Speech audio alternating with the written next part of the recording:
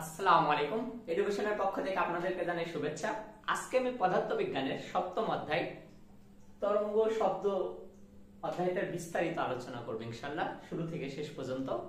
তবে আগেই বলে দিই, আগের দিন যখন আমি গতি চ্যাপ্টার নিয়ে আলোচনা করি তখন কিন্তু বলছিলাম যে বইতে যা আছে যদি পূর্ণাঙ্গ সেটা ফিজিক্সের গুলো আপনি পড়ে যান তাহলে কিন্তু পরীক্ষা 100% অ্যান্সার করতে পারবেন না, বোর্ডের গুলো করা লাগবে।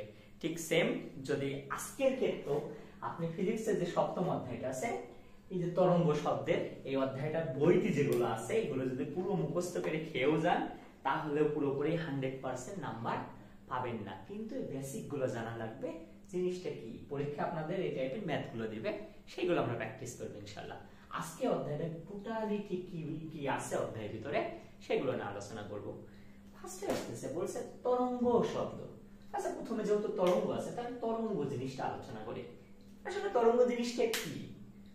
ছোটকালে বা এখনো আমরা দুষ্টুমি করে এমন করি না, স্কুল থেকে বাসায় যাওয়ার সময় কি করি, ঢিল ছুরি না, পুকুরে যখন ঢিল ছুরি তখন কি হয় দেখেন, তেমন একটা জিনিস সৃষ্টি হয় না।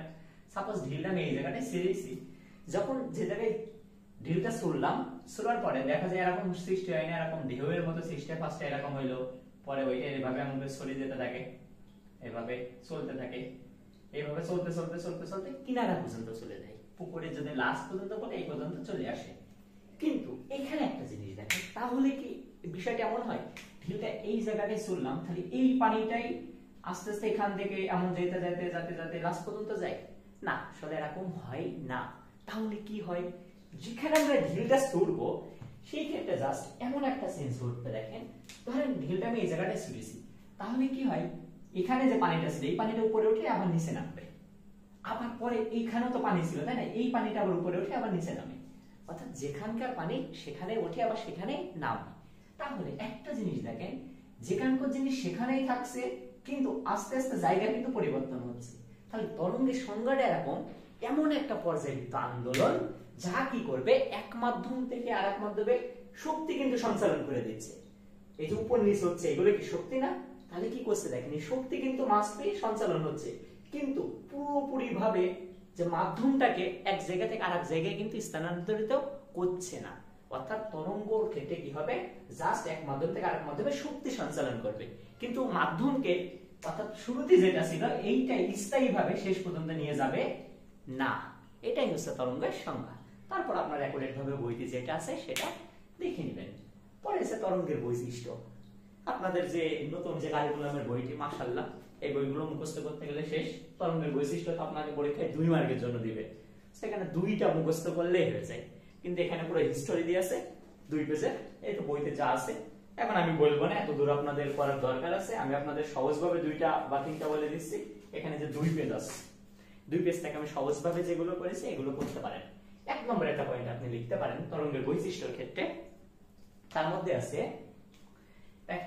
ফার্স্ট একটা জিনিস লিখতে পারেন, তরঙ্গের বৈশিষ্ট্যের যে সংজ্ঞাটা বললাম, অর্থাৎ জাস্ট শক্তি সঞ্চালন করে কিন্তু মাধ্যমকে কিন্তু পুরোপুরি স্থায়ীভাবে স্থানান্তরিত করে না। তাহলে এটা একটা 1 নম্বর পয়েন্ট দিতে পারেন, শুধুমাত্র কি করবে, শক্তি সঞ্চালন করবে, তাই না, শক্তি স্থানান্তরিত করে,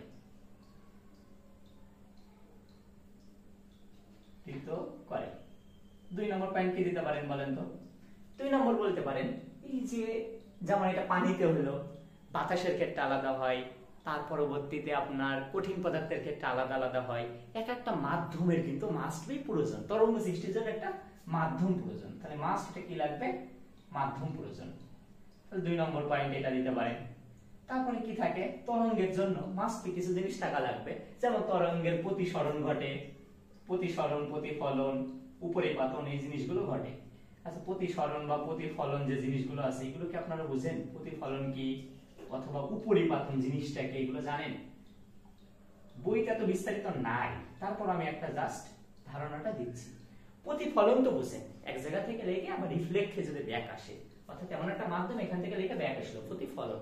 আর প্রতিসরণ কি, এখানে লাগলো আর একটা মাধ্যমে যাওয়ার সময় একটু বেঁকে গেল, এটা হচ্ছে প্রতিসরণ। আর যদি উপরিপাতন জিনিসটা কি, এমন হতে পারে না যে প্লাস মাইনাস থাকতে পারে না, কোন একটা শব্দ মাধ্যমে দেখা কোনো কোনো সময় প্লাস মানে এমন উপরের দিকে উঠলো আবার নামলো, উপরে উঠলো নামলো, এমন টাইপের যদি কোনো কিছু ঘটে এটাকে বলে। জাস্ট জেনে রাখেন, এত বিস্তারিত লাগবে না, জাস্ট যে কোনো 2টা পয়েন্ট সুন্দরভাবে করলে হবে। আমি 3টা দাও আপনাদেরকে লিখে দিলাম। আশা করছি এগুলো আপনারা বুঝছেন, ইনশাআল্লাহ পারবেন, আশা করি। আচ্ছা, এখন নেক্সট যে জিনিসটা আছে তরঙ্গের প্রকারভেদ আছে, এটাও কিন্তু খ নম্বরে দিয়ে দেবে, গড় ক্ষেত্রে কিন্তু এগুলো দিবে না। নেক্সট যে জিনিস বলছে তরঙ্গের প্রকারভেদ। প্রকারভেদের মধ্যে আমরা জানি তরঙ্গ দুই ধরনের, একটা কি অনুপ্রস্থ তরঙ্গ, একটা অনুদৈর্ঘ্য তরঙ্গ। তাহলে এখানে যদি আপনাকে পরীক্ষা ইউজুয়ালি দেয়, বলে যে তরঙ্গের প্রকারভেদ মানে পার্থক্যগুলো দেখাও, অনুপ্রস্থ আর অনুদৈর্ঘ্যের পার্থক্য দেখাও। তাহলে জিনিসটা দেখেন, অনুপ্রস্থর ক্ষেত্রে ফার্স্ট একটা আপনারা দিতে পারেন, বলবেন যে যে তরঙ্গ প্রস্থ বরাবর যায় সেটা অনুপ্রস্থ, আর যেটা দৈর্ঘ্য বরাবর যায় সেটা অনুদৈর্ঘ্য। একটা একটা পয়েন্ট কিন্তু হয়ে যায়। আরেকটা জিনিস দেখেন, একটা এক্সাম্পল দিতে পারেন। অনুপ্রস্থের ক্ষেত্রে যে পানি যেটা দেখালাম না, পানির ক্ষেত্রে কি এরকম এরকম করে যাইতে থাকে না, তাহলে প্রস্থ বরাবর যা যাচ্ছে। আরেকটা এর ক্ষেত্রে দেখেন, স্প্রিং এর ক্ষেত্রে কেমন থাকে, স্প্রিং দেখেছেন আপনারা কখনো, এরকম টাইপের থাকে না স্প্রিং। স্প্রিং এর ক্ষেত্রে কি হয় দেখেন, যদি আমি আপনাদেরকে বুঝাই, এইটা কি হয়, এই যে ফার্স্টে এই দিক থেকেও হয় এই দিক থেকেও হয়, অর্থাৎ উপর নিচে এমন নাওয়া, অর্থাৎ দৈর্ঘ্য বরাবর এরকম প্যাচ খাই, উপর নিচে এইভাবে দৈর্ঘ্য বরাবর যাচ্ছে, সেজন্য আপনি এটার নাম হচ্ছে অনুদৈর্ঘ্য। আর দুইটা পয়েন্ট যদি বলে, একটা আপনি জাস্ট লিখবেন প্রস্থ বরাবর যাই, তাহলে অনুপ্রস্থ, আর এটার উদাহরণ কি পানির যে তরঙ্গ সেটা গেল। আর দুই নম্বর যে জিনিসটা সেটা এটা লিখবেন অনুদৈর্ঘ্য, দৈর্ঘ্য বরাবর যায় তার অনুদৈর্ঘ্য, আর এটার উদাহরণটা কি স্প্রিং দেবেন, শেষ। তাহলে কিন্তু এখানে 2 মার্কের জন্য আপনার মুখস্থ করা লাগলো না, বাস্তব জীবনের সাথে মনে রাখবেন, ইনশাআল্লাহ এটাও হয়ে যাবে।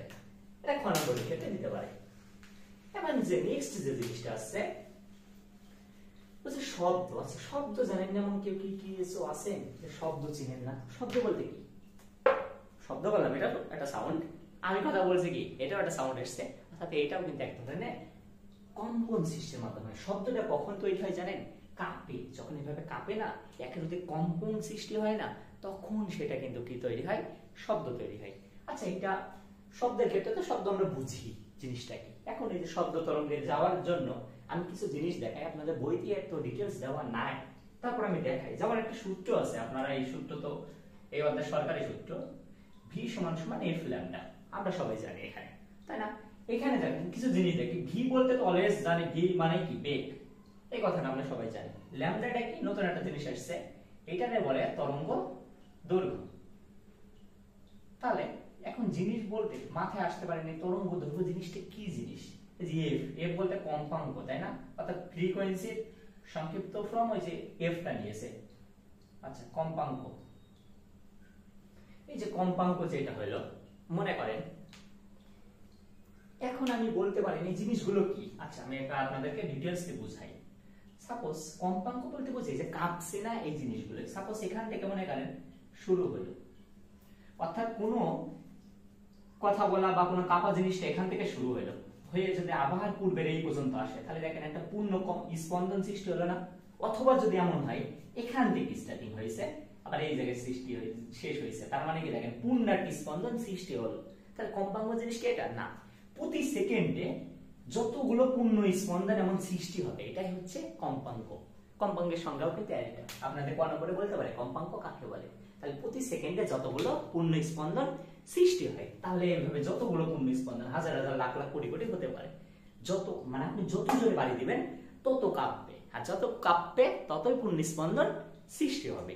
তাহলে যতগুলো প্রতি সেকেন্ডে সৃষ্টি হবে এটাই বলবে হচ্ছে কম্পাঙ্ক। আর তরঙ্গ দৈর্ঘ্য জিনিসটা কি, তরঙ্গ দৈর্ঘ্য বলতে বোঝায় এই যে পূর্ণ স্পন্দন সৃষ্টি হতে হতে অনেক দূর গেল, তাই না? টোটাল মনে করেন এই পর্যন্ত গেল, এইগুলোর দৈর্ঘ্য মনে করেন 20 মিটার, এইটাই মনে করেন কি দাঁড়ালো তরঙ্গ দৈর্ঘ্য। এই টোটাল দৈর্ঘ্যটা তরঙ্গ দৈর্ঘ্য বলে।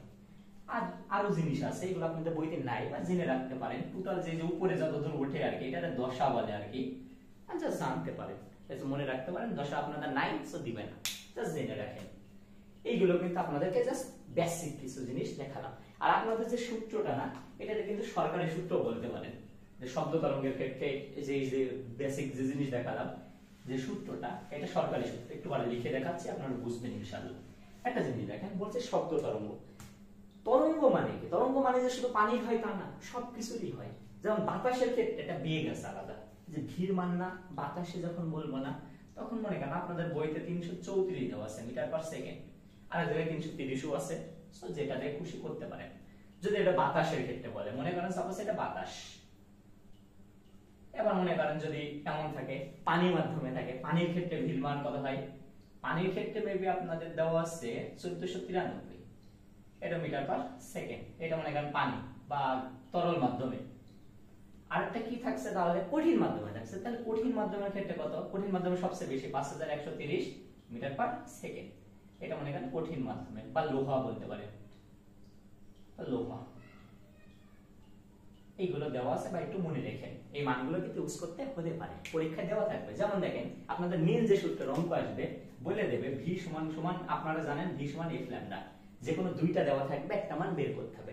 তবে মাস্ট মনে রাখবেন ল্যামডার মানটা অলওয়েজ মিটারে বের করতে হবে, যদি সেন্টিমিটার থাকে আপনি মিটারে করে নেবেন। আরেকটা কিন্তু জিনিস এখানে একটা ক্র্যাক করে, যে জিনিসটা মাঝে মাঝে দেখেন যে জাস্ট টির মান দেওয়া আছে, এটা সেকেন্ডে না।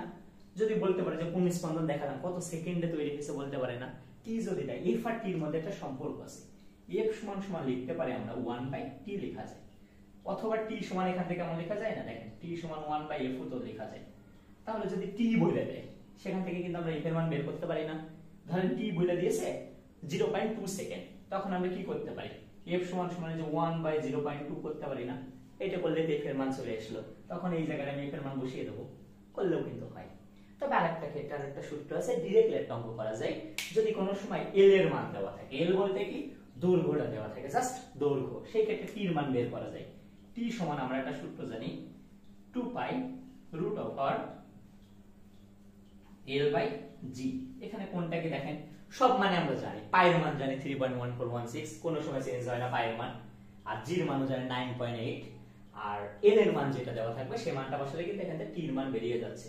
যদি টির মান পেয়ে যান সেখান থেকে এফ এর মানও আপনি বের করতে পারবেন 1/f, তখন বাকিটাও কিন্তু ইউজ করে বের করতে পারবেন। এটাই কিন্তু এই যে গাণিতিক সমস্যাগুলোর মধ্যে যেগুলো আছে, এই অধ্যায়ে কিন্তু গাণিতিক সমস্যা এইগুলোই। কিন্তু বোর্ডেরটা যখন আপনি প্র্যাকটিস করবেন দেখবেন কিছু কিছু যা পেজ দেওয়া আছে ওইগুলো ঘুরিয়ে দেওয়া আছে, এগুলো করতে হবে। তবে এই অধ্যায়ের সূত্র খুবই কম, এটা আপনাদের জন্য প্লাস পয়েন্ট। আরেকটা জিনিস এখানে আছে, মেন জিনিস প্রতিধ্বনি জিনিসটা আছে, একটু বুঝতে হবে। আশা করি আপনারা এই পর্যন্ত বুঝছেন ইনশাআল্লাহ। আচ্ছা, এখন আমি যে জিনিসটা আপনাদেরকে দেখাবো প্রতিধ্বনি। এখন প্রতিধ্বনি জিনিসটা কি? প্রতিধ্বনি বলতে সাপোজ যদি আমরা কখনো নতুন একটা ঘরে যাই অথবা কোনো পাহাড় অঞ্চলে যাই, কথা বলি না, সেম কথা আবার ব্যাক আসে না, যদি ব্যাক আসে এটারে বলে প্রতিধ্বনি। সাপোজ আপনি এখানে একটা দেওয়াল আছে, আপনি এই জায়গা থেকে কথা বলছেন, আপনি এখান থেকে আওয়াজ দিলেন, এখানে লেগে যদি আবার এদিকে ব্যাক আসে আপনার পর্যন্ত, তাহলে সেটা প্রতিধ্বনি শোনা যাবে। যখন যাচ্ছে দেখেন একটা ডি না, মনে করেন একটা ডিসটেন্স বা দূরত্ব, আবার ব্যাক আসছে, তার মানে আরেকটা ডি না, তাহলে ডি আর ডি করলে কত 2d না। সূত্রটা আমি এখান থেকে বলেছি, তাহলে কি 2d হয়ে গেল। এবার দেখেন একটা নির্দিষ্ট তো বেগে গিয়েছে তাই না, তার মানে ভি তে গিয়েছে, তাহলে একটা সময় লেগেছে, সময়টা কি টি। এখন প্রতিধ্বনির ক্ষেত্রে কিছু শর্ত আছে। শর্তটা কি? এই প্রতিধ্বনি শোনার জন্য মিনিমাম আপনাকে 0.1 সেকেন্ড টাইম লাগা লাগবে। যদি 0.1 সেকেন্ডের আগে আসে তাহলে সেটা আমরা শুনতে পাবো না। কারণ দেখেন এখান থেকে আমার বোর্ডও তো এতটুকু দূরত্ব তাই না, আমার যে, তাহলে তো এখানে প্রতিধ্বনি আসার কথা ছিল, কেন আমি পাচ্ছি না? এই জন্য পাচ্ছি না, আমাদের এখান থেকে আসতে 0.1 সেকেন্ডের আগে আসছে, আগে আসলে হবে না। তাহলে টি সমান মিনিমাম কি হতে হবে, যে 0.1 সেকেন্ড থেকে 1 যে সেকেন্ডটা থাকবে এইটা থেকে মাস্ট বি কি একটা বড় একটা মান আসতে হবে। যদি বড় মান আসে, এখানে মনে করেন একটা বড় মান আসতে হবে, যদি বড় মান আসে তাহলে প্রতিধ্বনি শোনা যাবে, আর না হলে যাবে না। অথবা ডি এর একটা মান আছে, ডি যদি মান বসান 16 থেকে বড় একটা মান আসতে হবে। যদি 16 মিটার থেকে বড় কোন একটা মান আসে, অর্থাৎ যে বললাম যে দূরত্ব আমার আর এখানে দূরত্বটা 16 মিটার নাই, মিনিমাম 16 মিটার থেকে বড় একটা দূরত্বে দাঁড়াতে হবে, যদি দাঁড়ায় তাহলে হবে। তাহলে প্রতিধ্বনিকে আমি দুই ভাবে অঙ্ক করতে পারি। দুই ভাবে বলতে কি, আপনি দুইটা জিনিস বের করতে পারেন। একটা কি, ডি এর মান এখানে আপনি ডাইরেক্টলি 16 ইউজ করতে পারেন, অথবা টি এর মান 0.1 সেকেন্ড ব্যবহার করলেন, ওইটা দেখলেন যে ডি সমান কত, 2d সমান যদি এটা হয়, আমি এখন লিখতে পারি না d সমান সমান কি vt/2, এই সূত্র দিয়ে। এবার আপনি টি এর মান বসান, ভি এর একটা মান দেওয়া থাকবে, অথবা বাতাসের ক্ষেত্রে বলে দিলাম সেটা 330 বা 334 হলো, টি এর মান আপনি 0.1, আপনি তো জানেনই এটা 2 করবেন, করার পরে যেটা হবে সেই মানটা দিয়ে ডিভাইডেড করলে কিন্তু একটা মান চলে আসবে। এটা আলাদা রকম হতে পারে, 16 আছে, কোনো কোনো জায়গায় 16.5 আছে, দেখে নেবেন। 60 ইটস পারফেক্ট হিয়ার, আবার আর জায়গায় আছে 16.5 আছে, 70, দরকার নেই। আপনি 0.1 দিয়ে অলওয়েজ করবেন, এটাই কোনো প্যাচ নাই। টির মান অলওয়েজ এটা দিয়েই করবেন, কোনো প্যাচের কোনো কাহিনী নেই। কারণ ওই যে বললাম কোনো কোনো জায়গায় 330 আছে মান, কোনো জায়গায় 334, আপনার বইতে দুই জায়গায় আছে দুই রকম। আর একটা লাস্ট যে টপিকটা আছে সুরযুক্ত শব্দ। দেখেন সুরযুক্ত শব্দের ক্ষেত্রে কিন্তু নির্দিষ্ট কিছু হয় না, কারণ আপনার যে সুর পছন্দ আরেকজনের সেই সুর নাই ভালো লাগতে পারে। দেখবেন এমন কিছু ফ্রেন্ড আছে ওরা সারাদিন গান শুনে, যেমন আমার একটা কথা বলে আমার গান বা কোনো কিছু ভালো লাগে না, আমি শুনি না, এটা আলহামদুলিল্লাহ, যেটাই হোক আপনারা শুনবেন না। এখন দেখেন এইটা সুরযুক্ত জিনিস বলতে কি দেখা যাচ্ছে এক ধরনের কথা বলছে, আমার ভয়েসটা আপনাকে ভালো লাগছে না, আরেকজনের লাগতে পারে। সুরযুক্ত শব্দ এটা ডিফাইন করে, মানে অন্যান্য মানুষ এক একজনের ক্ষেত্রে এক এক রকম হতে পারে। তবে হ্যাঁ একটা প্রশ্ন দেয়, বলতে পারে শিশুদের যে কণ্ঠস্বরটা দেখবেন একটু শুনতে ভালো লাগে বা তীক্ষ্ণ হয়, কিন্তু মেয়েদেরও দেখবেন যে কথাগুলো একটু তীক্ষ্ণ হয়, ছেলেদের কেন এমন একটু ভেড়া ভেড়া টাইপের হয় আর কি, এরকম কেন? কারণ প্রশ্ন হচ্ছে এটা যে শিশুদের জন্মের পর থেকে ওদের যে ভোকাল কার্ড থাকে ওটা ছোট থাকে থাকাটা, এবং মেয়েদের ক্ষেত্রে ওইটা কি হয় ছোটই থাকে। মেয়েদের ক্ষেত্রে বয়স বাড়ার সাথে সাথে বাড়ে না, কিন্তু ছেলেদের সাথে সাথে ভোকাল কার্ডটা আস্তে আস্তে বৃদ্ধি পায়, এই জন্য কথাগুলো আরো কি হয়ে যায় এমন বেশি ইয়াতে, মানে কম্পাঙ্কটা বড় মতো শোনায়, এই জন্য এমন টাইপের মনে হয়। আশা করছি আপনার এই জিনিসগুলো বুঝছেন। এই অধ্যায়তে বেসিক্যালি এগুলো ছাড়া কোনো কিছু নাই। ইনশাআল্লাহ আমরা নেক্সট দিন আমরা কিন্তু আগের দিন গতি শেষ করছি, আজকে তরঙ্গ শব্দ সপ্তমাদি শেষ করলাম। এই দুইটা অধ্যায় বা নেক্সট আরেকটা অধ্যায় করে পরবর্তীতে আমরা সৃজনশীল প্র্যাকটিস করবো ইনশাআল্লাহ। আর আজকে কিন্তু আপনাদের পরীক্ষা হবে 8টার সময় পরীক্ষা আছে, শুভা গল্প থেকে কিন্তু এমসিকিউ হচ্ছে, আর প্রত্যেক সপ্তাহে হচ্ছে। আপনারা পরীক্ষাগুলো দেন, ইনশাআল্লাহ ভালো হবে। আর নিয়মিত আপনারা পরীক্ষাগুলো দেওয়ার চেষ্টা করেন, এডুকেশনের ক্লাসগুলো করুন, বন্ধুদেরকে শেয়ার দেন, তারাও আমাদের ক্লাসগুলো করুন। সকলের প্রতি শুভেচ্ছা, আসসালামু আলাইকুম।